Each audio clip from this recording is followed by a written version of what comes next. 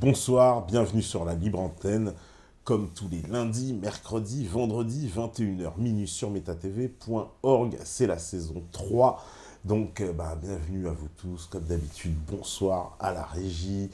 Steph qui est au taquet en mode Daesh. Il y a évidemment les modérateurs aussi au taquet. On leur fait une spéciale dédicace. N'est-ce pas, Mamen, Ozzy, Sage et Rénuit. Et tous les métanautes connectés, bien évidemment. Bonsoir à tout le monde. Voilà, pour une soirée spéciale retour en Libye avec Franck Pucciarelli. Bonsoir, Franck. Bonsoir, bonsoir. Donc, Franck, toi, tu étais déjà venu ici justement pour une première émission où on avait beaucoup évoqué ton engagement, ton séjour en Libye à l'époque, et tu nous avais expliqué, on va dire, la version des événements autres que celle que nous entendions ici à travers les médias, qui nous délivrait, on va dire, un espèce de scénario un peu comme d'habitude dans ce genre de guerre, un peu trop parfait, j'ai envie de dire, avec des rebelles libyens qui seraient, entre guillemets, des gentils rebelles démocrates qui auraient voulu renverser un grand dictateur qui s'appelait Kadhafi. Or, on a découvert une réalité complètement différente, grâce, on va dire, à ton témoignage, et d'autres aussi, parce que c'est un sujet qu'on a beaucoup traité ici avec Thierry Messant, Maria Poumier, etc. Et on en a parlé, donc c'est-à-dire que finalement, la situation, c'est pour ça qu'on a nommé cette émission Retour en Libye, après comment on appelle ça, l'effondrement du régime de Kadhafi, puisqu'il y a eu une intervention de l'OTAN, bombardement qui était donc bien mené par l'OTAN, pas par les rebelles, ça parce que... C'est ça, une destruction programmée de la Libye, planifiée depuis des années, qui a mené au pouvoir aujourd'hui une partition du pays. Alors on va en parler justement aussi de ce qui se passe, de la situation, ce qui a mené au pouvoir. Mais en tout cas, on constate bien, et d'ailleurs, je commencerai par cette première remarque, c'est qu'aujourd'hui, dans les grands médias, j'observe que la plupart des intervenants, lorsqu'on évoque la Libye, sentent une gêne. C'est un sujet qui gêne. Énormément. On ne peut pas trop le mettre sur la table parce que, finalement, comme on a beaucoup de choses à se reprocher sur ce sujet, en tout cas, voilà, on avait vu une intervention même de Manuel Valls dans On n'est pas couché avec un artiste, là, c'était Jérémy Ferrari qui lui avait dit qu'il avait justement un peu titillé sur ce sujet de la Libye, et on le voit écarter le sujet, mais il veut pas en parler parce que ça dérange, quoi. Les résultats dérangent. Alors, qu'est-ce qui s'est passé? Est-ce que tu peux nous dire justement qu'est-ce qui s'est passé depuis en Libye, depuis que le pays a été partitionné, que ces bandes de djihadistes plus ou moins ont pris le pouvoir? Quelle est la situation actuellement de la Libye? Chaotique.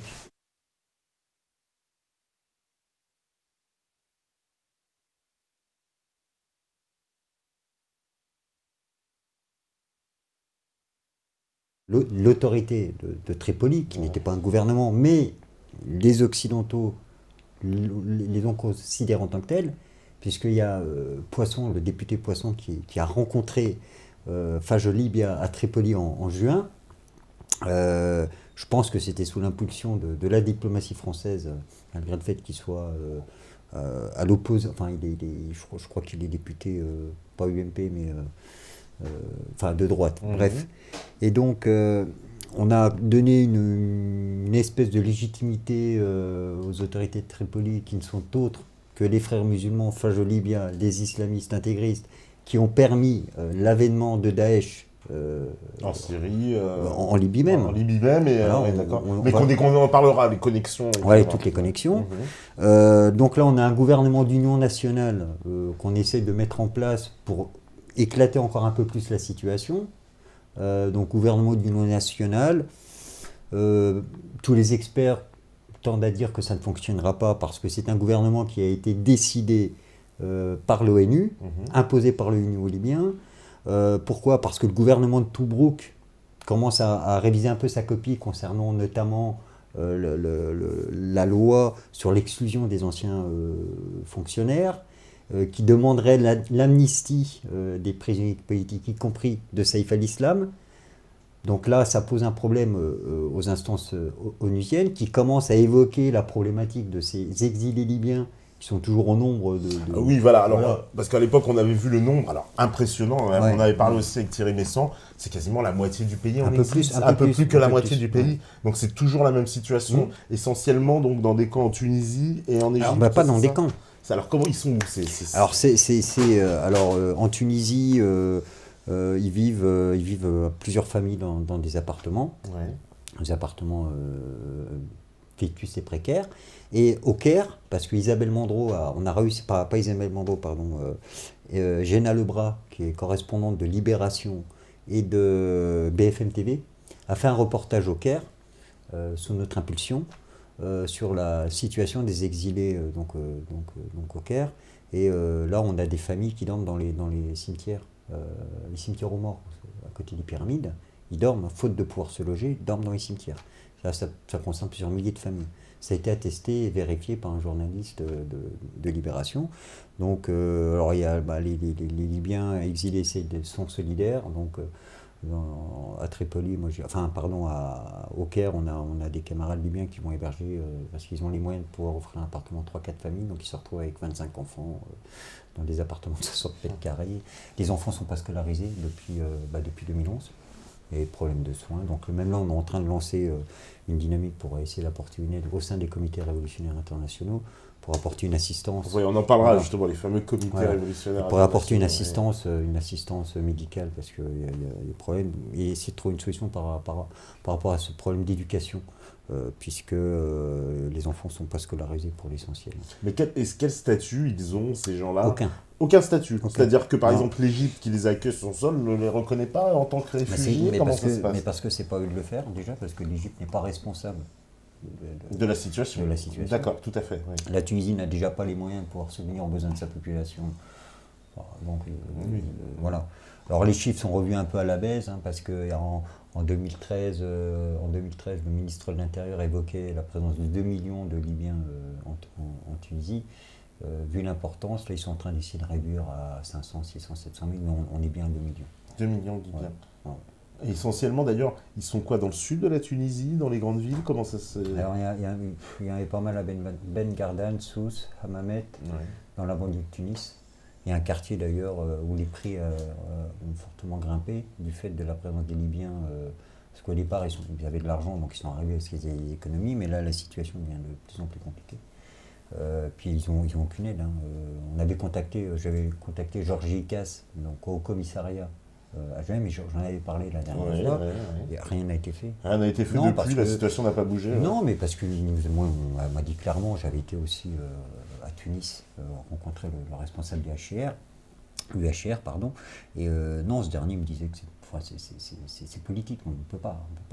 L'ONU ne peut pas donner demain le statut de réfugié, à ces Libyens, parce qu'on est à plus de 50% de la population. Donc, parce que normalement, c'est quoi ? C'est le HCR qui doit s'occuper de ça ? C'est ça, le Haut Comité Réfugiés, donc organisme de l'ONU. Donc ils l'ont accordé aux Syriens, ça sans aucun problème, mais ils ne veulent même pas évoquer le sujet. C'est pas traité, c'est fou, on pousse. Donc, quand on dit politique, c'est qui ? C'est quoi ? C'est les pays occidentaux ? C'est la France, les États-Unis ? C'est les États-Unis, c'est la France, c'est l'Angleterre.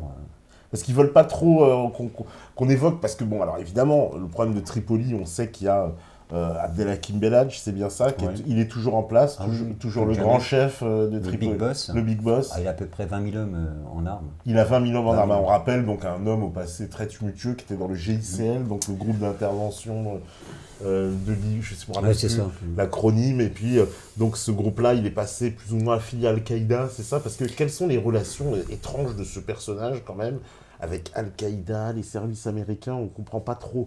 Est-ce qu'il aurait passé 2 ans dans une prison selon l'histoire officielle, vous voyez, on n'est pas des complotistes. Il est en train de porter plainte en Angleterre pour détention illégale. Pour détention illégale. Lorsqu'il était, donc, je crois, en Indonésie, c'est ça. Il s'est fait attraper par les services américains. Puis, pendant 2 ans, il disparaît un peu de la surface de la terre, puis il réapparaît tout d'un coup, et puis il est en Libye, entouré d'hommes armés, et puis on fait la révolution. C'est un peu ça, c'est un peu... Lui, il était en charge de sa katiba, était destiné à prendre Tripoli. Oui. Donc, je l'avais dit à l'époque, je le redis, Nicolas Sarkozy finance Abdelhakim Belhadj, donne en armes, envoie des instructeurs formés Abdelhakim Belhadj. Il y a eu, vous étiez pour vérifier, les autorités de Tripoli ont fait un défilé militaire au mois de juin dernier, où on les voit crier Takfir, Takfir, Takfir. Donc ça, c'est le slogan des islamistes. Parce qu'on parle de Daesh. Voilà, parce qu'on parle de Daesh en Libye, mais Daesh a toujours été présent en Libye depuis 2011. Oui, ce qu'avait dit d'ailleurs, je rappelle, Kadhafi au début du conflit. Alors lui, il appelait Al-Qaïda. Il appelait Al-Qaïda, mais tout le monde avait hurlé, il dit n'importe quoi. On a financé, on a entraîné ces gens, pour faire tomber le régime. Alors, la problématique maintenant, on parle de l'État islamique, mais à Sirte, par exemple, la présence de l'État islamique à Sirte se résume à 4 katibas qui faisaient partie de Fajr Libya, qui ont fait soi-disant allégeance. Donc ils sont sortis avec les drapeaux noirs. Mais bon, tout ça, c'est j'ai envie de dire, c'est de la fanfaronnade. Parce qu'on sait qu'il y a plusieurs milliers de djihadistes qui sont en train de se replier en Libye, et ils ne se replient pas, ils ne viennent pas à la nage. Ils ne passent pas par le désert, ils ne passent pas ni par le Tchad, ni par le Niger, ou par le Mali, comme on essaie de nous le dire. Ils prennent l'avion sans aucun problème depuis Ankara, ou Istanbul, et atterrissent soit à Misrata, l'aéroport de Misrata, ou à l'aéroport de Tripoli, Mitiga, qui sont des places tenues par Fajr Libya, qui sont tenues par les autorités de Tripoli, qui sont tenues par Abdelhakim Belhadj. Donc, Fajr Libya, donc les frères musulmans, on essaie de nous passer. Fajr Libya, c'est le nom de l'organisation. De l'organisation. On va dire la branche libyenne des frères musulmans. Voilà, c'est ça. C'est une coalition de califats de milices qui se sont regroupées, donc qui inclut les milices de Tripoli, qui tiennent actuellement Tripoli, et Sébrata, qui tiennent Misrata, j'aurais envie de dire Sirte aussi, quelque part. Parce qu'on parle de l'avènement de l'État islamique à Sirte, mais au départ, alors j'explique parce qu'on nous rapportait au mois de juillet dernier que les Kadhafis avaient passé un accord avec l'État islamique du fait que l'État islamique se soit implanté à Sirte, parce qu'on dit que Sirte est un bastion, est le bastion des Kadhafistes, parce que Kadhafi est né là-bas. Alors pour que les gens comprennent un peu, avant 2011, Sirte c'est 70 000 habitants. Actuellement, c'est 17 000 habitants. Il y a à peu près entre 16 et 17 000 habitants. Donc, à l'origine, à Sirte, Kadhafi est certes né à Sirte, mais il est originaire du sud. Les Kadhafas sont originaires de la région de Seba. Donc, ils sont tous retournés dans le sud. Donc, actuellement, il reste très peu d'habitants à Sirte. Et Sirte était tenue, avant le mois de juin, par les milices de Misrata, qui ont permis et qui ont laissé s'implanter 2 milices au départ qui ont fait allégeance à Al-Baghdadi. Al-Baghdadi, à mon avis. Voilà. Mais c'était quelques centaines, et Misrata était présent en force, aurait pu complètement enrayer le développement de l'État islamique. Ils n'ont rien fait. Au lieu de ça, ils ont permis l'arrivée d'autres djihadistes via leur aéroport, via l'aéroport de Tripoli, et ils se sont repliés. D'ailleurs, on n'a pas vu la moindre action militaire, malgré le fait que les milices de Fajr Libya sont les mieux armées en Libye actuellement, même mieux que l'armée nationale libyenne dont le général en chef est Haftar. Rien n'a été fait pour stopper ou empêcher la prise entre guillemets de Sirte par ces katibas qui se sont déclarés, qui ont fait allégeance à Al-Baghdadi, à Daesh. Et qu'est-ce que ça signifie concrètement dans les faits? C'est-à-dire, c'est quoi, ils ont... je veux dire, aujourd'hui, si je vais à Sirte, c'est quoi? C'est l'État islamique? Ah oui, c'est l'État islamique. Ah oui, c'est un peu comme ce qui se passe dans le nord de la Syrie, là. C'est ça. Ils ont des têtes, etc. Ah oui, il y a eu, alors au mois de juillet, il y a eu des manifestations suite à la condamnation de Saïf. Il y a eu des manifestations pro-Kadhafi à Sirte. Et il y avait un courant salafiste, un imam salafiste, mais du salafisme modéré, qui ne reconnaissent pas le djihad, donc qui ne reconnaissent pas l'autorité de l'État islamique, qui a demandé à ses fidèles de protéger la population qui manifestait pour Kadhafi à Sirte. Parce qu'il y a eu des manifestations pour Kadhafi qui ont été réprimées par l'État islamique. La réponse à cela, ça a été 240 morts en 2 jours. 240 morts. Aucun média, bien évidemment. Aucun média n'en a si, un parlé. petit peu, il y a eu une ou deux petites dépêches de l'AFP là-dessus. Ouais. Donc du coup, bon, le peu de calafistes qui restaient sont morts, et puis les familles, en ce moment, je parlais avec un camarade qui est à Sirte actuellement, et il me dit à peu près 50 familles qui quittent Sirte par jour à peu près une cinquantaine de familles. Parce que, clairement, alors, le quotidien des Libyens, là, aujourd'hui, c'est invivable. À Sirte, donc c'est la c'est analogue un peu, donc voilà, ce qui se passe en Syrie, c'est-à-dire que des bandes, on va dire, donc on va les appeler les djihadistes, puisque c'est le mot, mais donc ces bandes de djihadistes qui sont quoi, dans la ville, qui terrorisent la population, qu'est-ce qu'ils font? Ils prennent en main l'administration C'est ça, ils ont pris en main l'administration, ils sont en train d'imposer un peu ce qu'on trouve du côté de Mossoul et puis dans Syrie. Ils sont en train d'imposer leur loi islamique. Leur loi islamique, donc. Et donc c'est un peu l'enfer pour les habitants. C'est l'enfer, il n'y a plus personne, tout le monde part. Le peu de familles qui restent se plaignent parce qu'ils n'ont pas de nourriture, ils sont obligés de suivre des cours coraniques. Enfin voilà, quoi. Il y a plus de. Ils sont complètement. C'est similaire de ce qu'on voit. Mais alors, la différence entre la Syrie et l'Irak, c'est que du côté Mossoul, il y a quand même eu un soutien de la population. L'État islamique n'a pas pu se mettre en place comme cela, parce qu'il y a eu un accord avec les anciens. Les anciens membres de l'armée de Saddam. On en avait beaucoup parlé ici. Non, mais c'est vrai, mais il y avait quand même la population appelée à cela aussi. Et là-bas, il n'y a pas ça, en Libye? Non. La population l'accueille mal, cette Mais ils ne l'accueillent pas parce que la plupart sont pas libyens, sont étrangers. Il y a beaucoup de Soudanais aussi. Beaucoup de Soudanais? Oui. Belal a fait venir, je crois, il y a à peu près 1500 Soudanais, des mercenaires, ils sont payés, je crois, $200 par jour, un truc comme ça. C'est une fortune pour eux. Ceux qu'on voit donc cachés là, dans le Kavit, c'est pas des. D'accord. Voilà. Qu'on voit, oui, du côté de. Parce que aussi, alors on en avait parlé, on l'avait évoqué, cette épuration des Noirs en Libye, quoi, clairement, puisque ça s'était fait à l'arrivée justement des troupes rebelles. Ça a continué, qu'est-ce qu'il en est? C'est quoi les rapports? La tribu des Tawarga, donc, qui n'ont pas pu regagner leur ville. Ouais. Ils sont toujours parqués dans des camps que j'assimile à des camps de concentration dans la banlieue de Tripoli. Le chef de la tribu des Tawarga avait demandé à regagner la ville et les autorités ont vivement déconseillé de le faire sous peine d'une répression violente. Mais les Tawarga ont beaucoup souffert de ce conflit-là, puisque la plupart beaucoup de membres de la tribu étaient membres de l'armée nationale libyenne. Il y a eu des charniers, on a vu des photos avec des centaines de corps. Il y a vraiment une épuration, mais la situation n'a pas bougé d'un copec, carrément. Et alors, qu'est-ce qui se passe du côté aussi de Saïf el-Islam? Alors, Saïf el-Islam, parce que je rappelle à chaque fois aussi pour ceux qui prennent le dossier en cours, parce que tout le monde n'est pas au courant, donc Saïf el-Islam, c'est le fils de Kadhafi. Il est devenu presque naturellement le symbole et on va dire l'héritier en tout cas le combat incarné de cette résistance.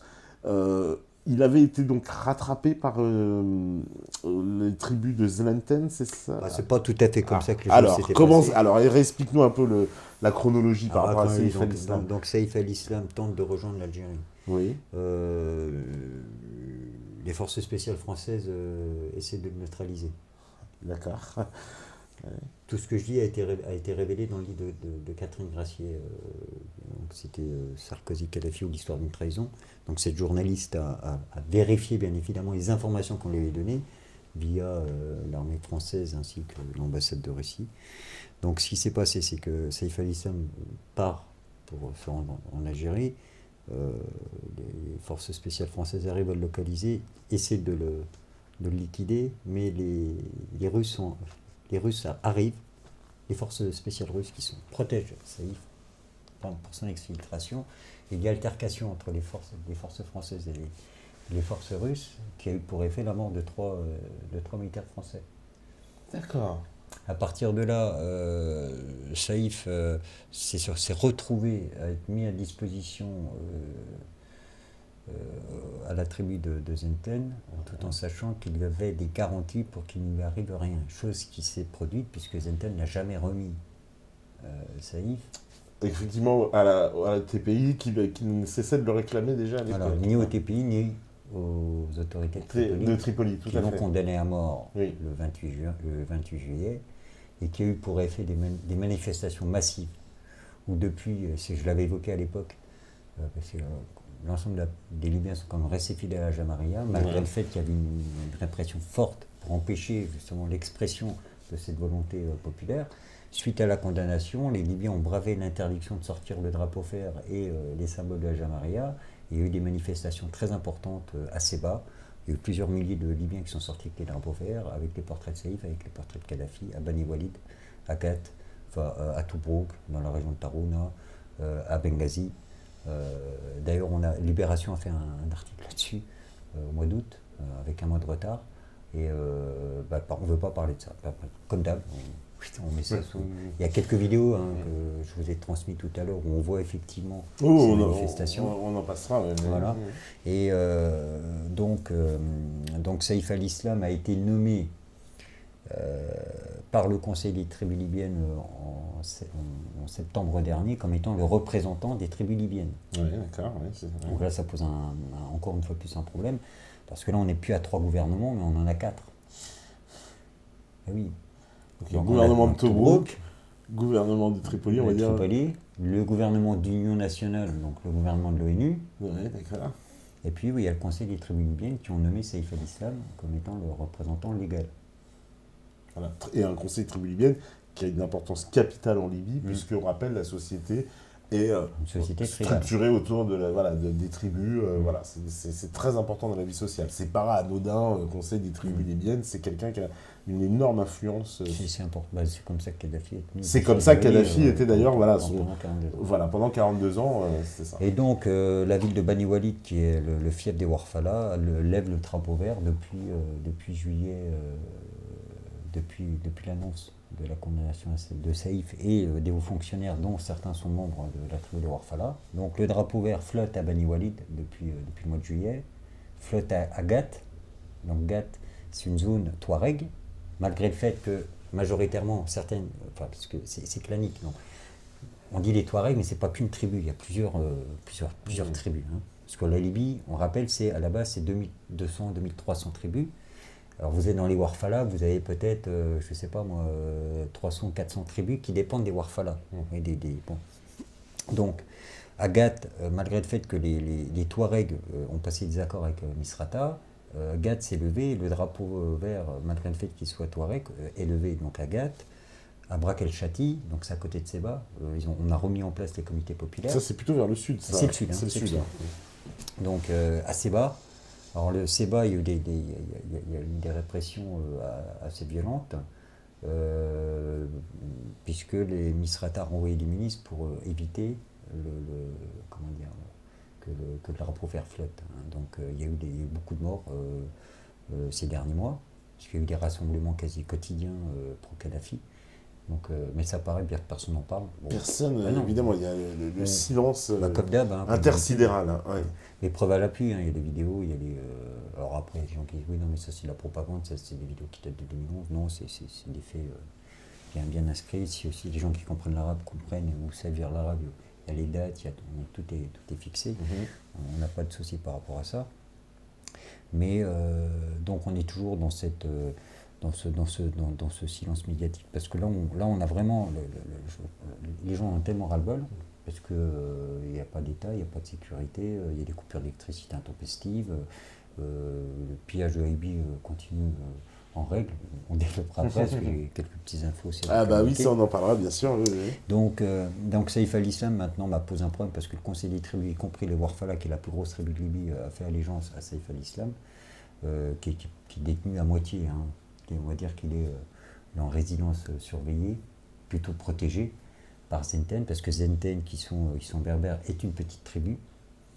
Et le Conseil des sages, le Conseil des tribus libyennes, ont demandé aux responsables du Conseil militaire, qui sont des jeunes, une quarantaine d'années, qui ont renversé Kadhafi, de mettre de l'eau dans leur vin, parce qu'ils comprennent que sur 5 ou 10 ans, ils resteront minoritaires et que le vent est en train de tourner et qu'il y aura un retour évident d'une manière ou d'une autre, de l'idéologie et du système de la Jamaïa arabe libyenne. Alors, peut-être pas sous la forme d'avant, mais donc il y a un consensus, parce que Zenten ne peut pas comme ça s'isoler. C'est pas possible. Ils ne reconnaissent pas Fajr Libya parce que ce ne sont pas sont pas du tout dans une doctrine de djihadistes islamistes, ou ils ne sont pas sont pas dans le courant des frères musulmans. Voilà, ils n'ont rien à voir avec les frères musulmans. Voilà. En plus, le gouvernement de Tobrouk a refusé d'inclure dans la constitution la langue berbère, chose qu'il réclamait. Enfin bon, c'est compliqué. Mais ils ne peuvent pas, actuellement, d'ailleurs, il y a eu des attaques à peu près un an, Fajr Libya, donc les ministres de Belhadj ont essayé de pénétrer à Zenten. Ils n'ont pas pu le faire parce qu'il y a les Warshefana à Al-Zazazia qui ont protégé Zenten. Et eux sont fidèles à Kadhafi, enfin à la Jamaïa, à Saïf. Donc voilà, il y a des jeux tribaux qui font qu'ils n'ont pas le choix. Ils peuvent pas, dès lors qu'ils n'ont pas reconnu le gouvernement de Tripoli et qu'ils sont en guerre avec eux, ils ne peuvent pas remettre Saïf al-Islam ni au CPI ni à Tripoli, puisqu'il n'y a pas de consensus. Ils ont besoin d'avoir l'appui du Haut Conseil des tribus libyennes.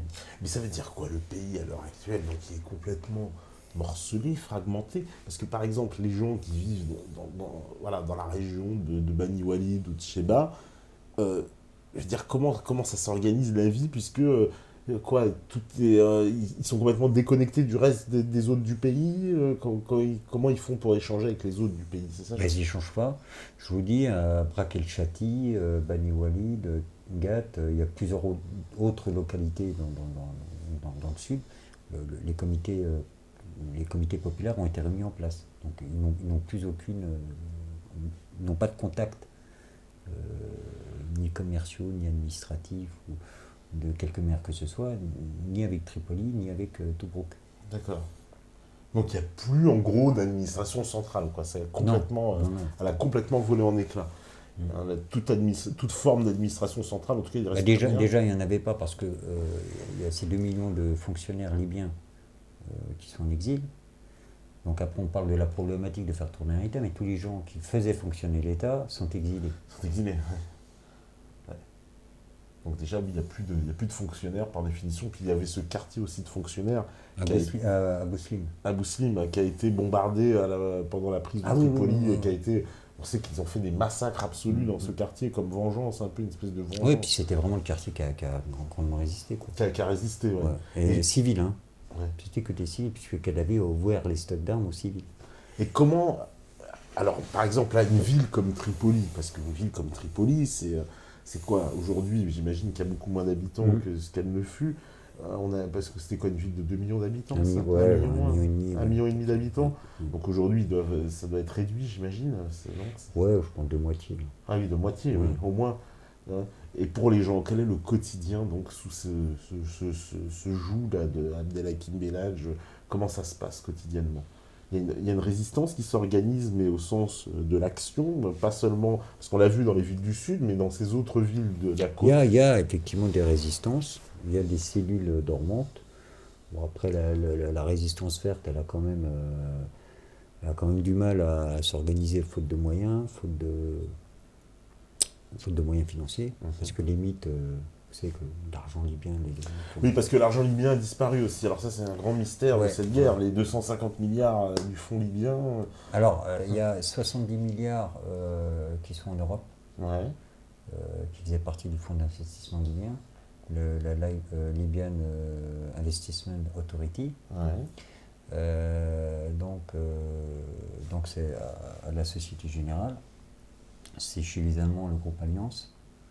C'est en Suisse, c'est Orange, plusieurs milliards, qu'ils n'ont pas restitué, qui ne restitueront pas parce qu'ils considèrent qu'il n'y a pas de gouvernement, donc on bloque les avoirs. C'est 70 milliards en Europe. 70 milliards. Parce que c'est quoi que le gouvernement de Tobrouk ne cesse de réclamer, mais qu'on ne délivre pas. D'accord. Donc tout cet argent, pour le moment, c'est quoi? Il est bloqué, quoi. Il est gelé, quoi. Au nom de... On ne sait pas qui, en fait, à qui on doit le donner, en gros, quoi. C'est ça. Ouais. D'accord. Parce que ni Tobrouk, ni Abdelhakim Belhadj... non, mais Abdelhakim Belhadj ne peut pas, il n'a jamais été reconnu. Enfin, les autorités de Fajr libyen n'ont pas reconnu le gouvernement de Tobrouk. D'accord. Donc ils ne sont pas reconnus par la communauté internationale. Donc, il ne pouvait pas réclamer cet argent. Et le gouvernement national, lui, il aura cette faculté Encore faut-il qu'il existe. Ouais, parce que personne n'arrive à se mettre d'accord, en fait, Non. c'est ça. Ouais. Non. Parce que là, on est en présence, on voit bien donc, de toutes ces factions, parce qu'au départ, même, le Mahmoud Djibril, il a démissionné, il a disparu, lui aussi. Il a disparu en claquant la porte, en disant bah, « c'est le bordel, je m'en vais ». Mais qu'est-ce qui s'est passé dans cette... Pourquoi cette coalition de départ que les Occidentaux ont voulu mettre en place, elle a complètement échoué, quoi. Parce qu'il y a eu aussi beaucoup de membres qui ont rejoint le CNT, fondé par Bernard-Henri Lévy, parce que c'est lui qui a mis ça en place, par pression. On a appris après coup que beaucoup de fonctionnaires avaient rejoint le CNT parce que à Benghazi ou à Misrata, leur famille était détenue en otage. Et la pression était ainsi, si tu ne rejoins pas le CNT, on massacre ta famille. D'accord, donc c'est comme ça qu'il y a eu certains... Il y en a eu beaucoup comme ça. D'accord. D'où alors un peu les défections, on va dire, une fois en fait, finalement c'est arrivé au pouvoir, on voit que cette organisation n'était pas du tout solide, puisqu'elle s'est effondrée complètement. Elle s'est effondrée parce qu'elle n'émanait pas d'une volonté du peuple libyen. Même les gens qui étaient au sein de ce mouvement l'ont été par force. Oui, par force, oui. Oui, c'est pour ça qu'elle s'est effondrée. À un moment donné, ça ne pouvait pas tenir sur la longueur, quoi, de toute façon. D'accord, parce que ça, c'est quelque chose qu'on a... Non, mais ce qui est quand même important, c'est que le CNT a été fondé par Bernard-Henri Lévy. Ouais. La guerre sans les murs. Voilà, un philosophe, un businessman, un milliardaire ouais. philosophe. Ouais. Oui, qui est venu un peu s'immiscer dans ce conflit, qui se targue. Alors lui aussi, aujourd'hui, il est passé récemment dans une aussi grosse émission télé, on lui a reparlé de la Libye, et on lui représente évidemment un bilan catastrophique, je veux dire, on lui remet un peu comme on dit, la tête dans les excréments pour rester poli, mais pour lui dire, bon bah voilà ce que vous avez fait quand même dans ce pays, et il est tout à fait fier, il regrette rien. Il va pas regretter, comme je l'avais dit la dernière fois, il a la main sur une bonne partie du business du pétrole. Du pétrole, ouais. Il va pas se plaindre. Hein. Ouais. Oui, ça, on en parlera. On parlera de ça. Il a même parlé d'ailleurs que le gouvernement israélien avait fortement aidé. Il a dit ça au mois de juillet dernier, que le gouvernement israélien avait vraiment mis des gros moyens financièrement, militairement et en formation pour renverser Kadhafi. Ouais. Parce que aussi, il y a une connexion maintenant qui paraît très établie entre ce qui se passe en Libye et ce qui se passe évidemment en Syrie. Et le pont, on l'a presque vu naturellement se faire à partir du moment où il y a eu l'effondrement du régime libyen. Immédiatement, on a vu une accélération, on va dire une augmentation du processus qui était en cours déjà en Syrie, avec cette arrivée massive de djihadistes qui finalement nous refaisaient le même scénario. Sauf que ça s'est passé un peu différemment, on va dire, sur la Syrie. Il y a eu l'intervention russe qui a été déterminante, certainement. Quoi. Mais là, est-ce qu'on peut dire que cette connexion, elle existe toujours entre la Libye, la Syrie, et c'est quoi? On va dire c'est aujourd'hui, c'est plutôt les djihadistes syriens qui reviennent vers la Libye parce que c'est un peu en train de chauffer pour eux, enfin, on va dire en Syrie, puisqu'on voit que l'armée syrienne légaliste est en train de reprendre petit à petit... Grâce aux Russes, le territoire. Parce que les Russes sont intervenus. Ouais. Bien évidemment, il y a un repli actuellement en Libye. Il y a eu plusieurs vols qui ont été faits, notamment avec la présence de Français. Au mois de novembre, les camarades des comités révolutionnaires libyens qui ont infiltré, ont fait l'état de la présence de 56 djihadistes français à Sirte, dont 3 femmes, et de 16 djihadistes belges, dont 2 femmes qui sont actuellement... là, je pense qu'ils sont déployés à Sirte maintenant. Mais ils ont transité à Sebrata et puis à Al-Qom, à 120 km à l'ouest de Tripoli, qui sont des zones qui sont sous contrôle de Fajr libyen.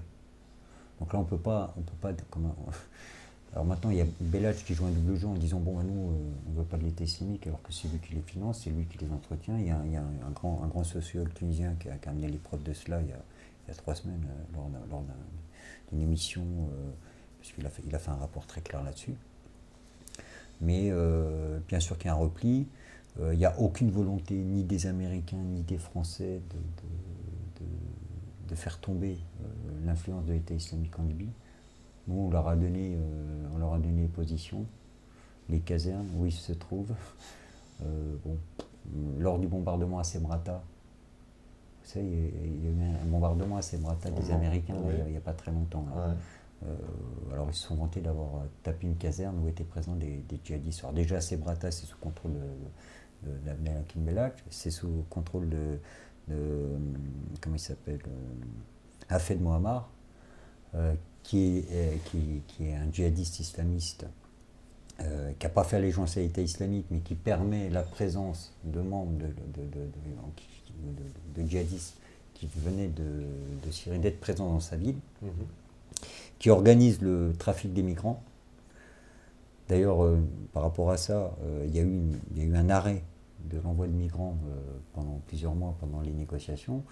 Et comme il y a des membres de Fajr Libya qui refusent le gouvernement d'union nationale, on voit l'envoi de migrants depuis 4 jours, massif, depuis Semrata, depuis Zouara, en direction de Lampedusa. Parce qu'il y a un chantage qui est donné entre ces milices qui disent, bon, nous on va réfréner, on va empêcher l'envoi de migrants, mais vous nous accordez tel fauteuil, telle place, on veut le ministère de l'Intérieur, on veut le ministère de la Défense, sinon malheureusement on ne pourra pas empêcher l'envoi. Donc il y a un chantage malsain qui est fait. Alors ils négocient comme ça. Donc là, comme les négociations, ils ne sont pas contents, ils sont en train d'envoyer des... Là, il y a déjà eu plusieurs bateaux qui sont partis, plusieurs envois avec plusieurs morts. Donc on troque, on fait du chantage, on négocie comme ça. Là. Les milices négocient comme ça pour avoir des strapontins dans le prochain gouvernement. Oui, parce que la Libye, aujourd'hui, est complètement atomisée, on peut dire ça. Comment, parce que je sais que, voilà, on va parler justement de ces comités révolutionnaires qui ont un objectif, c'est quoi? De rétablir, donc comme tu disais, une forme, en tout cas, de Jamaïria, même si ce n'est pas la version... C'est pas rétablir, c'est de libérer le pays. Libérer le pays. Nous, on a une thématique, enfin, on a un discours qui est différent. C'est-à-dire que la plupart des Libyens qui sont en exil, qui se battent à l'intérieur, c'est pour libérer le pays. C'est pas autre chose. Pour eux, Belhadj, Misrata sont des milices qui ont été financées par l'OTAN. Ils les appellent des milices de l'OTAN. Ils les considèrent même pas comme libyens, puisqu'ils disent que ce sont des collaborateurs. Ouais, des collaborateurs. On pourrait comparer 39-45. Voilà. Pour eux, il faut libérer le pays. La question n'est pas de se poser si on va réinstaurer la Jamaïria. Il faut libérer la Jamaïria. La notion est différente. Nous, on a une perception, bon, c'est vrai, bon, remettre l'ancien régime, c'est pas l'ancien régime, ils ont un pays, ils avaient un système social, il y a des fonctionnaires qui demandent qu'à rentrer, à faire retourner le pays, mais ça, on veut pas, parce que, comme je l'avais dit la dernière fois, la première chose que feront les Libyens lorsque le pays sera libéré, c'est d'annuler tous ces contrats de privatisation, redonner la souveraineté à la Banque nationale libyenne, faire en sorte que toutes les compagnies pétrolières qui sont vampirisées par des sociétés qataries, turques, françaises, par des multinationales parce que c'est ça, hein, tout a été... Il y a eu un gros travail qui a été fait par un journaliste de Libya 24, une chaîne de télévision qui émet depuis l'Angleterre avec des moyens, qui dénigrent pas du tout l'ancien régime, mais qui n'en vendent pas, ils essaient d'être assez neutres. Ils ont fait un gros travail justement pour expliquer toute la mainmise par les prédateurs, aussi bien de l'OTAN que de l'Arabie Saoudite, que des Émirats, que du Qatar, que de la Turquie sur l'économie libyenne, qui est une manne. Hein. Parce qu'on parle du pétrole, mais il n'y a pas que le pétrole, il y a le gaz, hein, qui produit beaucoup. Et c'est surtout, malgré le fait que c'était le 3e producteur d'Afrique, c'est le premier pays d'Afrique qui a la plus grosse réserve de pétrole au monde. Enfin, d'Afrique, pardon. Ça représente, je crois, c'est plusieurs centaines de milliards de barils. Il y a de l'or, on a trouvé de l'or. Bon, on en parle maintenant. On en parle en deuxième partie. D'accord. On parlera des ressources. Il y a l'uranium. Donc il y a encore des gisements de gaz qui ont été découverts assez importants là, dernièrement. Puis le pétrole libyen, spécificité apparemment, il s'extrait très facilement, c'est ça, il est léger. Il n'a pas besoin d'être... il n'a pas besoin d'être trop traité, il s'extrait facilement. Le raffinement il n'a pas besoin d'être raffiné. Non, il est de très bonne qualité. Il est de très très bonne qualité et très très léger apparemment. Voilà, c'est ça. Voilà. Donc c'est un pétrole, je veux dire, qui a fait la richesse de la Libye. Aujourd'hui, ce pétrole, il n'est plus vraiment dans les mains des Libyens, on va dire. Ah c'est bah ça. non, non, Ouais. non. Parce que les Libyens, il leur reste un pays donc atomisé, il leur reste plus rien. Les Le Libyens. mouvement populaire national libyen qui est en exil au Caire, Ouais. donc ils sont composés d'anciens fonctionnaires. Hein. On estimait que pour reconstruire la Libye là, dans l'état actuel des choses, il faudrait 500 milliards de dollars pour relancer tout. Les infrastructures, relancer tout le système éducatif, le système de santé. Enfin, il faudrait 500 milliards. 500 milliards. C'est-à-dire que la Libye avait 500 milliards d'avoir. En 5 ans, ils auraient besoin de 500 milliards qu'ils n'ont plus. Oui, et en plus qui sont voilà, bloqués, gelés à l'étranger, sans raison apparente, parce que, oui, sauf enfin, raison invoquée, on ne sait pas à qui les donner, en fait. Voilà, on ne sait pas à qui appartiennent. J'ai vu que l'OTAN, à un moment donné, avait émis l'idée que c'était la facture ils disaient, bah, c'est le coût de notre intervention. Ils n'ont pas réussi à mettre la main sur cet argent, rassurez-vous. Ils sont la main, là. L'argent, l'argent travaille, l'argent il travaille dans notre système. Voilà, donc il y a Société Générale, Crédit Agricole, le groupe Alliance allemand, Orange, comme je l'ai dit tout à l'heure, ils ont cet argent. Donc eux, ils prennent les bénéfices bien sûr. Voilà, des intérêts. Oui, Bien tout sûr. à fait, d'accord.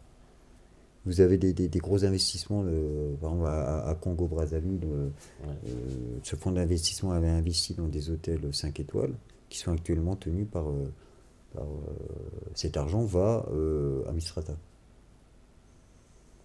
À la milice de Misrata. Ouais. Ouais. Ces fameuses milices qui s'étaient fait remarquer pour la violence de ces exactions. Ils sont toujours aussi violents Oui. Bah, quand il y a eu les manifestations pour Kadhafi là, au mois d'août, ils sont partis assez bas, il y a eu plusieurs centaines de morts. Ils sont aussi à Benghazi. Ouais. À Taruna, il y a, non, ça c'était bon, enfin les milices de Misrata et ils sont Fajolibia ou Belach c'est la même. Hein. À Taruna, il y a un quartier où il y a eu des manifestants qui sont sortis. Ils sont arrivés avec des lance-roquettes. Ils ont cartonné le quartier où les manifestants étaient partis. Il y a eu à peu près 80 morts. Ils sont vraiment d'une violence sans D'une parallèle. sauvagerie. Ouais, sauvagerie, ouais. Et c'est quoi? C'est une main de fer, par exemple? Parce que j'imagine aujourd'hui le quotidien, par exemple, dans une ville comme Tripoli, il y a quoi? Il y a un couvre-feu? Comment il fait? Actuellement, il y a l'état d'urgence. État d'urgence. Depuis l'annonce de la création du gouvernement d'union nationale, il y a le Premier ministre qui a été nommé par l'ONU, est arrivé, faute de pouvoir arriver par avion, est arrivé par bateau au port de Tripoli il y a 2 jours et essaie d'asseoir son gouvernement. Et là, on ne sait même pas où il est à Tripoli. Parce que comme il y a des affrontements entre milices, Donc il n'a aucun pouvoir. il n'y a qu'à Tripoli, Fajolibia sont en train de se battre entre eux, ouais. parce que certains reconnaissent la légitimité du gouvernement de l'Union nationale et d'autres ne reconnaissent pas. Enfin, nous, à la limite, on est contents parce qu'ils se tapent dessus, donc pour nous, c'est parfait. Qu'ils continuent comme ça, mais pour nous, c'est parfait. Mais non, c'est du grand n'importe quoi. Bon, après, on va développer un petit peu plus en profondeur pourquoi l'ONU a souhaité ce 3e gouvernement. C'est bien évidemment tout ça une stratégie, c'est-à-dire que plus on maintient la Libye dans une instabilité, mieux c'est pour les intérêts des multinationales. Oui, parce que clairement, on ne voit pas tellement justement d'issue à ce conflit. Alors, tu vas nous donner justement des nouvelles du front, on va dire, hein, vraiment de cette résistance. Mais l'issue est difficilement visible parce qu'entre ce gouvernement. Alors, qu'en est-il quoi de ces gens de Tobrouk qui veulent vraiment la partition du pays ou ils pensent que l'unité nationale c'est encore possible? La moitié des députés ont reconnu la légitimité du gouvernement d'union nationale. Ouais. L'autre moitié ne la reconnaît pas. Donc déjà au sein de Tobrouk, ils ne reconnaissent pas. Hafter ne reconnaît pas. Parce que dans ce gouvernement d'union nationale, Hafter ne sera pas nommé général en chef. Alors il y a une polémique qui est autour d'Hafter actuellement, c'est que son fils revend les armes qui lui ont été des munitions, qui ont été remis par le gouvernement égyptien et par l'ONU qui aide l'armée nationale libyenne. Donc il y a eu un trafic. Donc Hafter, lui, maintenant, vu son âge, son intérêt, c'est de mettre à l'abri sa famille Et, parce qu'il a compris que de toute façon, il n'aura pas de place. Son idée d'une Libye unie, c'est pas du tout son objectif en ce moment. Il essaie de récupérer un peu d'argent pour sécuriser sa famille. Donc, c'était révélé ça par des membres du Conseil des tribus en Égypte. Mais c'est très très très compliqué parce que, comme on dit l'ordre, enfin ce chaos ambiant actuellement permet quand même aux Occidentaux de pouvoir profiter de la manne libyenne, manne pétrolière, et on en parlera dans la deuxième partie. Ouais. Mais ça reste satisfaisant. Parce qu'ils veulent surtout pas un État fort, comme j'avais pu le dire la dernière fois, parce qu'un État fort impliquerait des règles, une régularisation du prix du baril, parce qu'on en est toujours là, on est entre 5 et 10 $ à l'achat. Voilà. Bizarre, quoi. Il y a du troc, c'est bon, tu prends compte, on t'envoie un tanker, on va t'envoyer des armes en échange. D'accord. Un peu comme ce qui se passe avec l'État islamique en Irak, le pétrole qui transite puis qui part. Parce que les armes, nous on sait, les armes elles arrivent à Misrata, il y a eu des blindés qui ont été livrés, des blindés sur des bateaux, des bateaux turcs, grecs, il y a la Serbie, beaucoup vendu d'armes. Encore maintenant. Hein. Il y a un embargo. Hein. Il y a un embargo sur les armes. Il n'y a jamais eu autant d'importation. Ça me rappelle la guerre d'Yougoslavie, c'était pareil, il y avait l'embargo, mais on n'a jamais vendu autant d'armes que pendant la guerre. Donc ça permet aussi à l'armée française de vider son stock d'armes obsolètes. Il y a eu des contrats assez mirobolants. Bon, après, c'est des choses qu'on me rapporte, j'ai pas les preuves par rapport à ça, mais il y a vraiment... les marchands d'armes là, se gavent énormément, parce que Misrata... Tripoli ont besoin de matériel parce qu'il y a constamment des affrontements de la part des tribus libyennes, notamment sur la zone de Warshefana. Il y a encore eu des attaques dernièrement, là, les Warshefana qui sont... Alors une partie ont reconnu le gouvernement de Tobrouk et une autre partie ont fait allégeance au Conseil des tribus à l'intérieur. Mais ça, c'est stratégique aussi. C'est une vraie partie d'échec, en tout cas. Ouais, c'est ça, parce que les Warshefana ont besoin que certaines de leurs milices tribales soient reconnues par le gouvernement, sont obligées de faire allégeance pour pouvoir avoir des armes. On leur donne les armes, on leur donne les munitions sous perfusion pour pouvoir empêcher. On leur donne parce que eux empêchent l'avancée de Fajr Libya, donc des milices de Tripoli. Mais pour autant, on leur donne les munitions compte-gouttes parce qu'on ne veut pas trop leur donner, parce qu'ils ont peur qu'ils se retournent ensuite contre eux et qui mettent en place, lèvent le drapeau dans leur région et mettent en place les comités opérationnels. C'est des jeux d'équilibre, c'est vrai que nous ça nous dépasse, mais c'est très compliqué là. Eh ben on va voir tout ça, de toute façon, en deuxième partie, la situation en Libye, retour sur cette guerre, avec les conséquences qu'on connaît et qui sont plutôt terribles et qui méritent justement un petit flashback rétro, comme on dit. Donc Steph, il est prêt à la régie, c'est magnifique. Et ben on fait la pause, on revient juste après. C'est bien la libre antenne, c'est sûr. Mais ta TV, à vous.